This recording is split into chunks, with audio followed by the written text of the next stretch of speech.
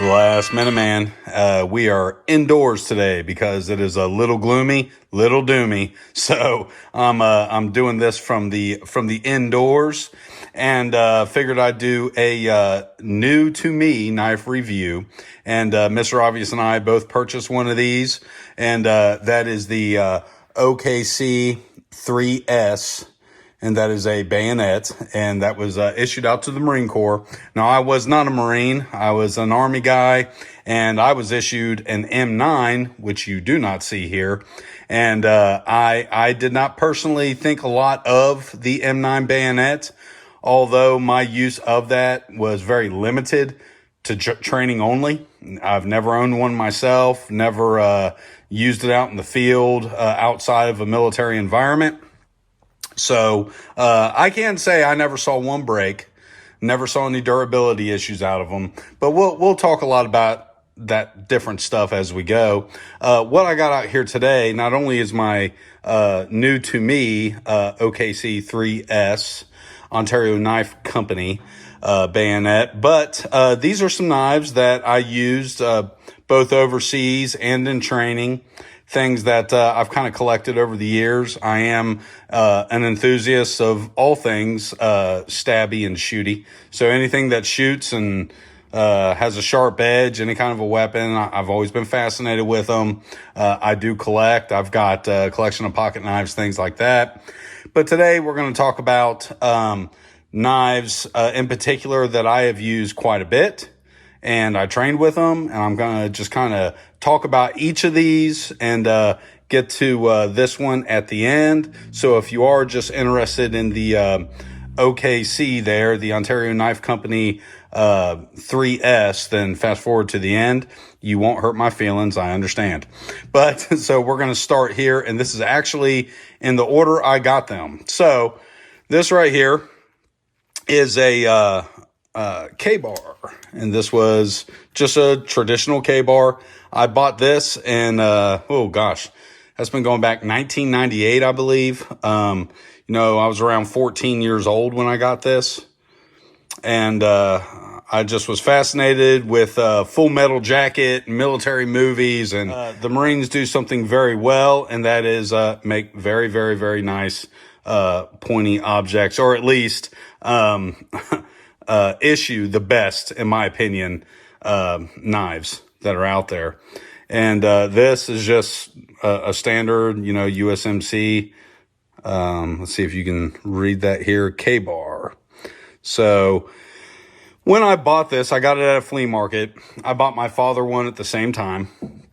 And back then, I believe I paid something in the ballpark of, $35, $36 for it. And, for me, it was just a cool thing to have. Before this, I had purchased a Taiwanese knockoff of it and really practiced knife throwing with it. And that thing was a piece of junk. And it bent up. I've got it somewhere. I've got to find it and actually show that in a video because I love that thing. I just beat the crap out of it. But the tip bent. I mean, the steel was so soft in it that the metal just folded over. It wasn't a particularly good knife, but I saw this at the flea market and I said, oh my gosh, that's a real K-bar, and I got all excited because at that time you didn't see a lot of these, or at least where I lived in northern Kentucky, you just didn't see them. You saw at that time, the late 90s, a lot of knockoffs, a lot of Chinese stuff, a lot of movie fantasy knives, things like that. But as far as good utility blades, we didn't have a Cabela's or something like that. So the flea market was where I was going to get the best stuff. And I did. I got this K-bar here, and I have loved this thing. I've used it quite a bit. And, it does have a little bit of wear on it. It could have more. I take care of things. I don't abuse them.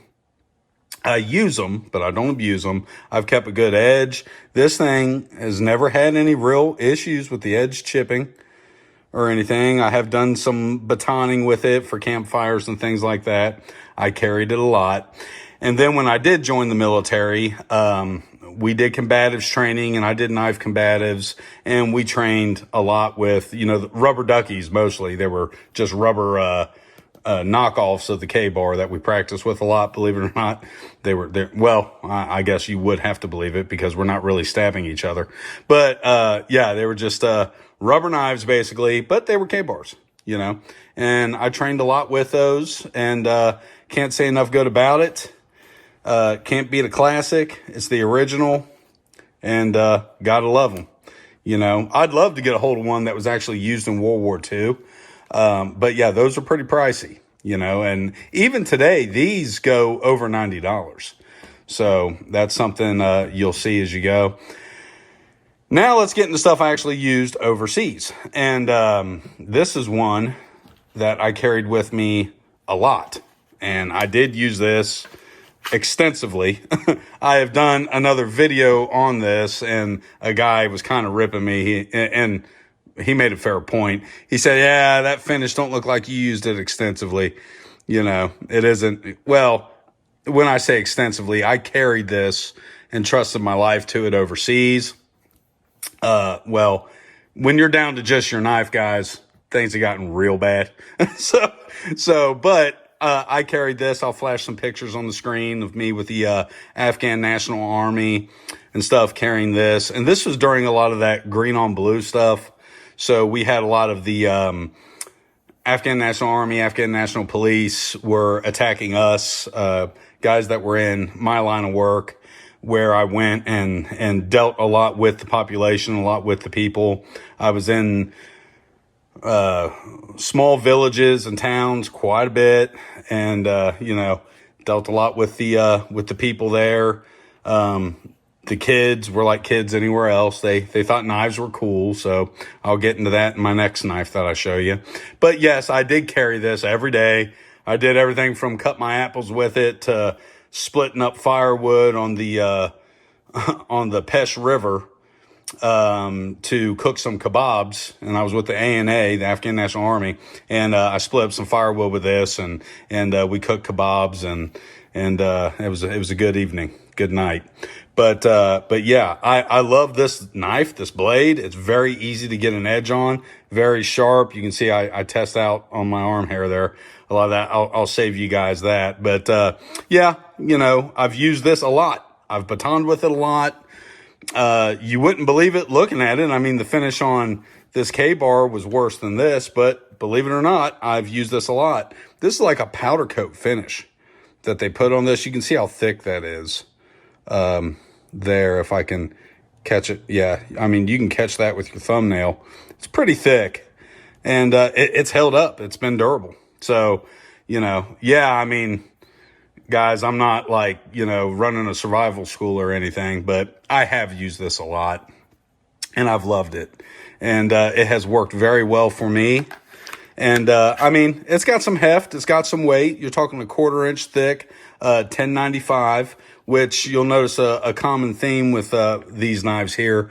I've got one on the table that's not 1095. But my K-bar here, this was a 1095 steel. Very easy to sharpen, holds an edge very well. Can't say enough good about this steel. Same thing here with this Essie. And Ontario Knife Company made, I guess it was the Randall Adventure Training who actually owns Essie. My knowledge, or what I do know of it, is the same people own the company. And Ontario Knives were making the Rat versions of this, so the Rat 5, and Essie was kind of them walking out on their own for whatever reason. So there were some things a little different. It didn't have a hollow grind. You know, you had a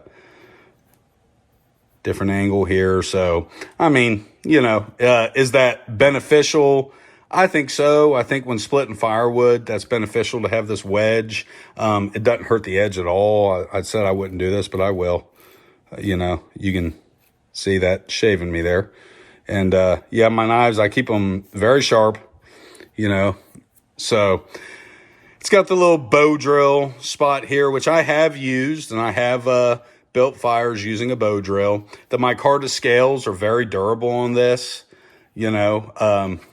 Yeah, I mean, if you're looking for a good utility bushcraft knife, I mean, there's a lot like this. I mean, you've got the Becker BK2 is very similar. Schrade makes one that's very similar that I also own.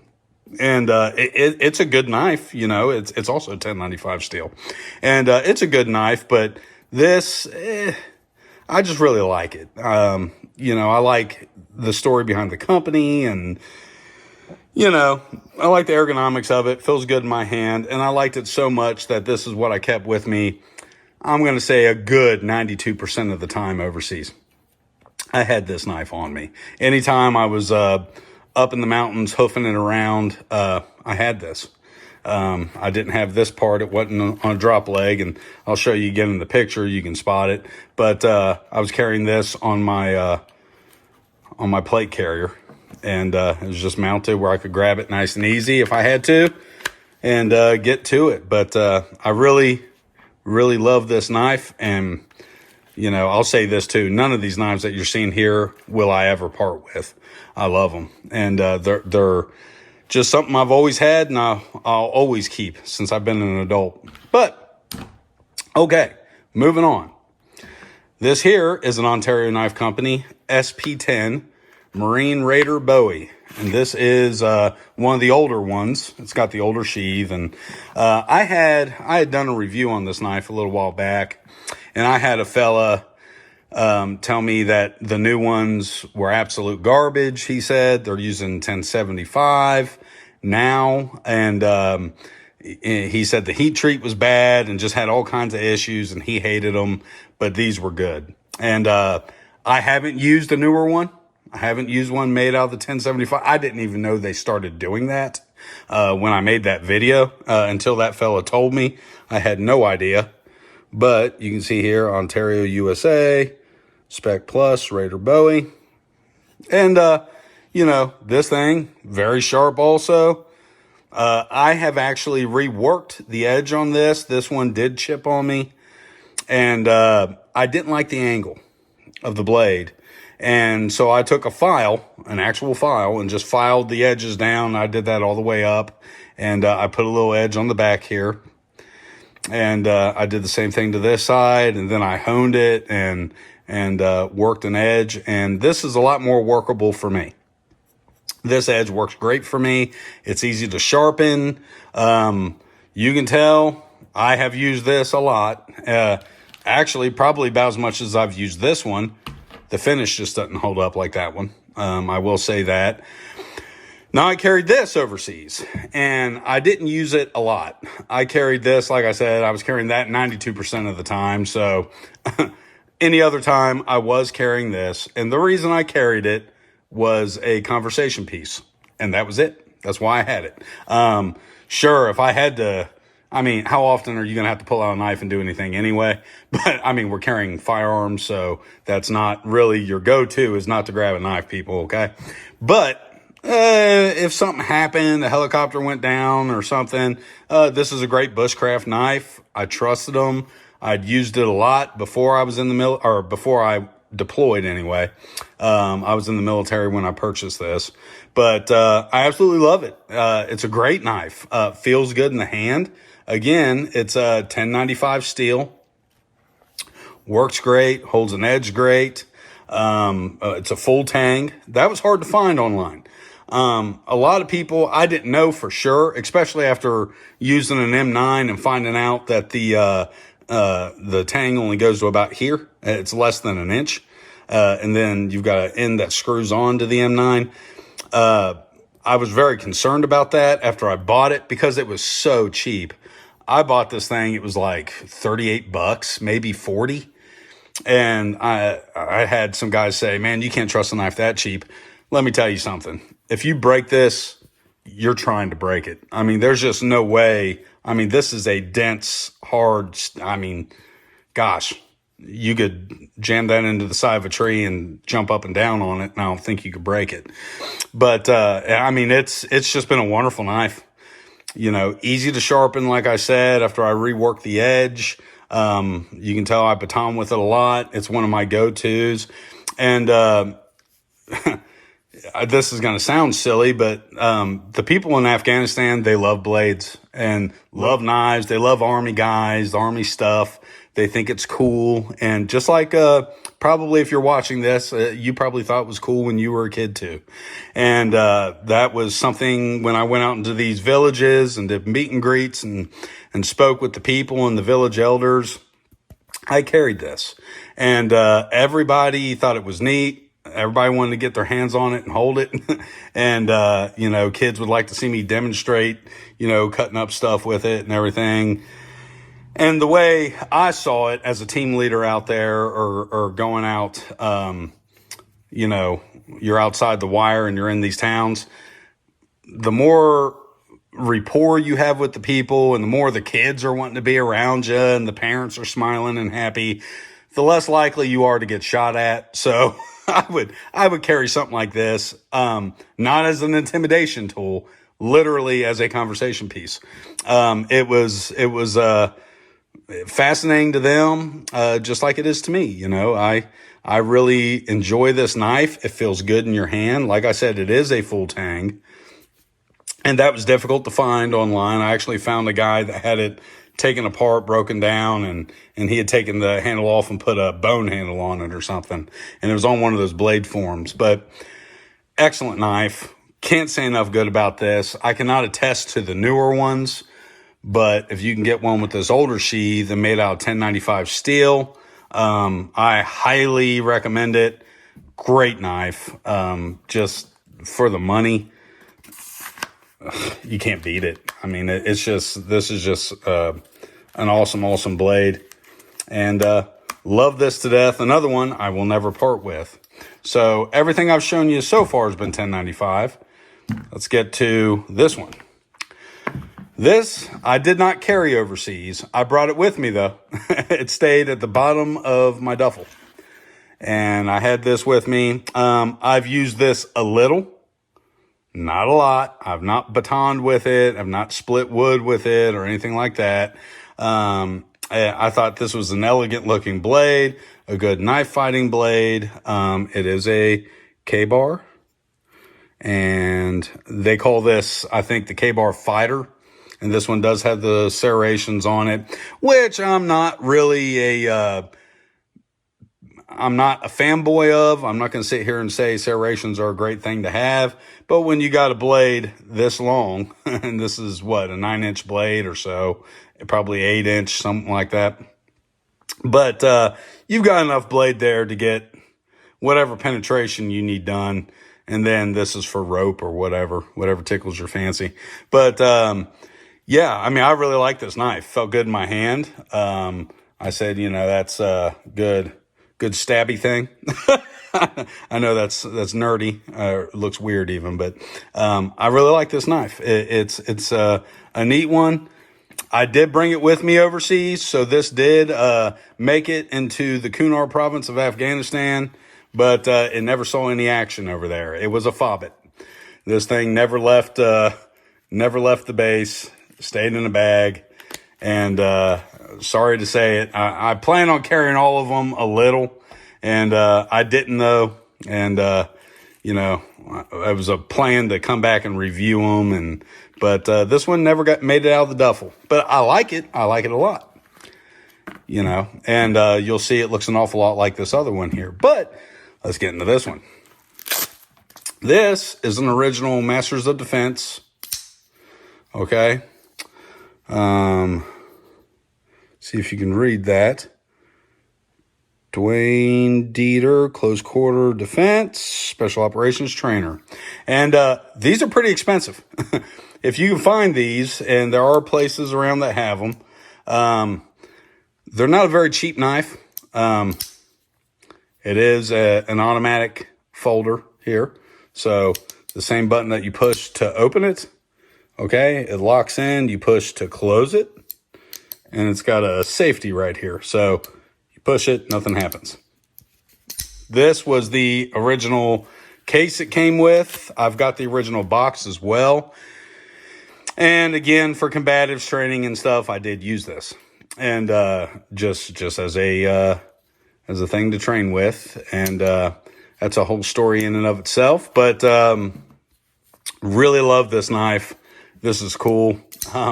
When Black Hawk bought them out, I have been told that the quality suffered quite a bit, and they weren't the same. But I can say again, this one's got the serrations.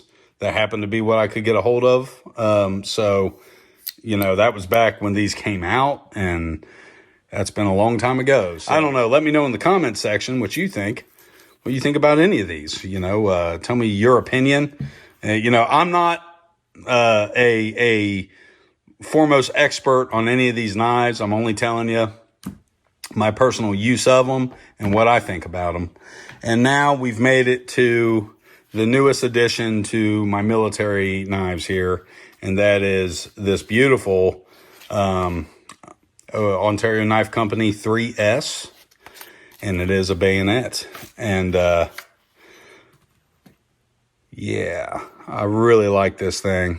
You can see it's got the stamped in Combat USMC and OKC 3S, Ontario Knife Company. And it is my understanding that these are $395. Oh, and I was going to tell you, this is 154 cm, the steel on this automatic knife here. So I was going to tell you that the rest of these are $10.95. This, as far as I can tell online, is $10.95. And one fella, and like I said, I am not an expert, and I don't want to plagiarize anybody.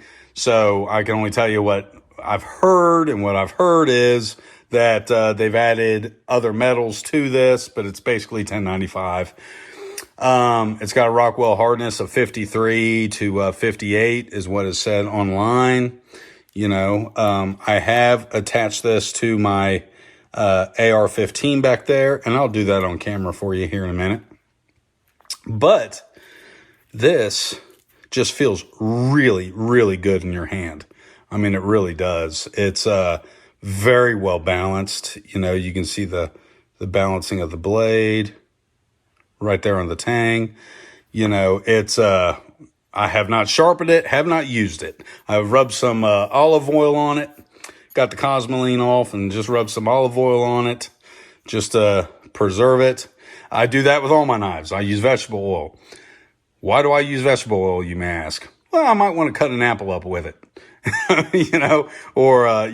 live in an orchard here. That's what I do. So yeah, I might want to cut an apple up, and I don't want a petroleum-based product touching my apple. That's just me. Maybe you like eating oil. I don't know.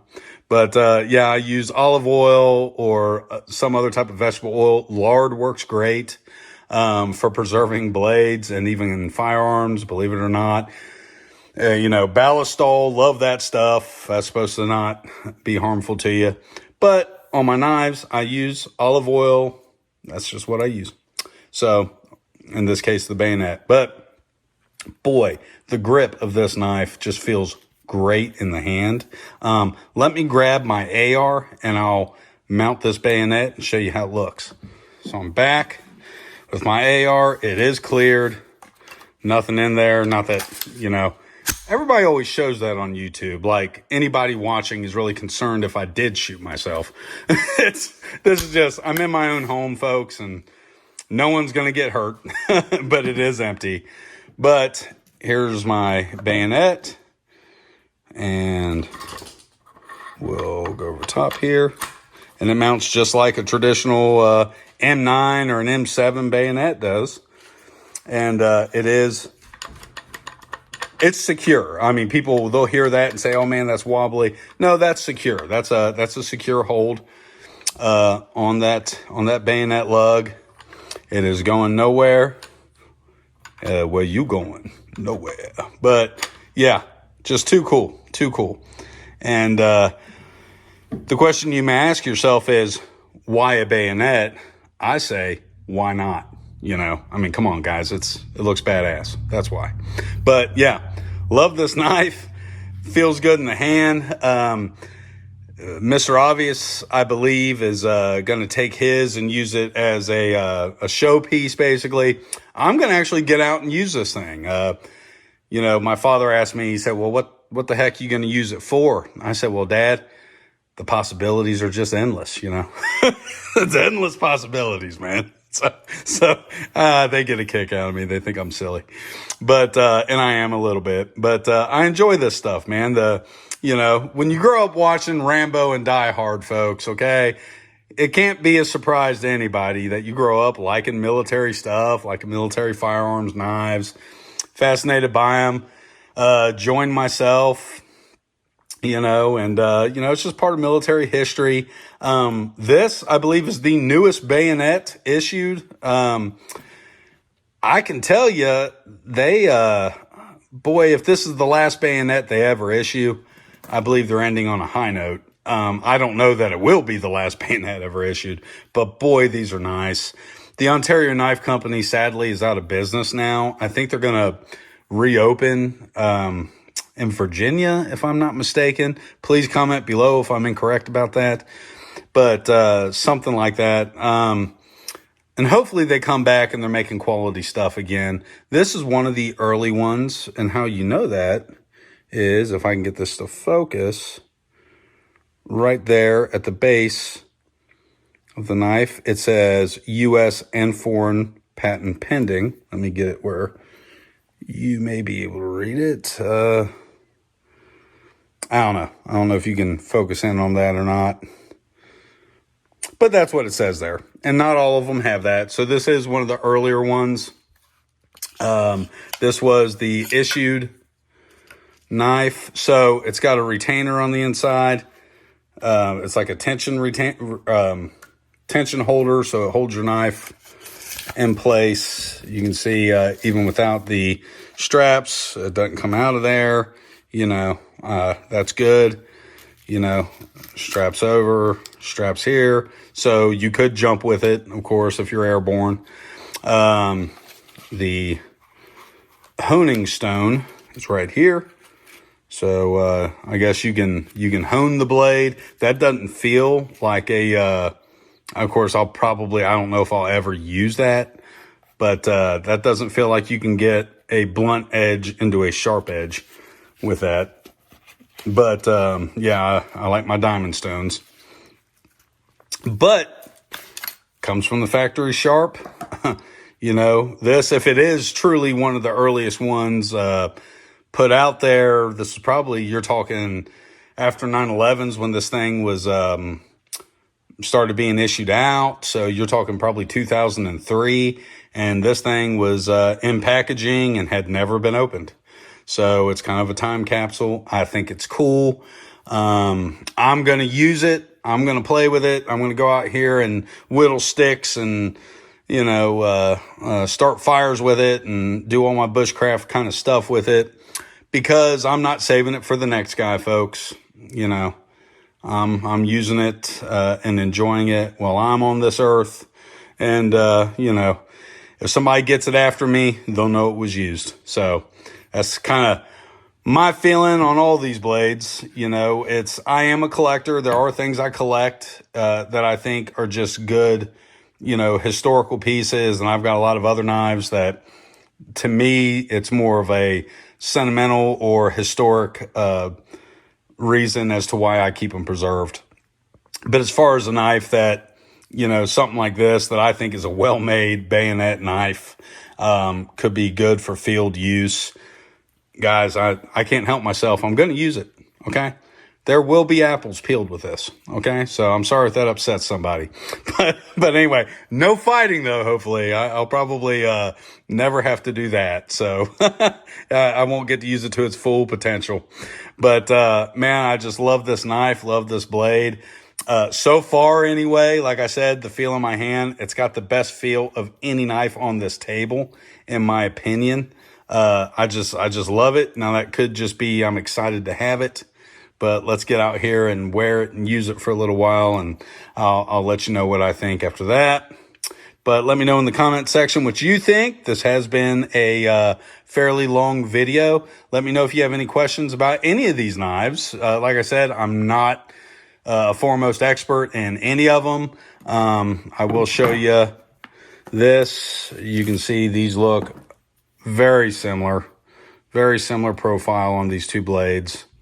Okay. It's, interesting. And I don't know which one came first, the chicken or the egg here. But, you know, K-Bar was definitely doing something very similar with this. So let me know in the comments. Let me know what you think. This is a lot cheaper than this, I can tell you that. So an excellent knife. But let me know what you think. This has been Last Minute Man reminding you, keep your knives sharp, keep your powder dry.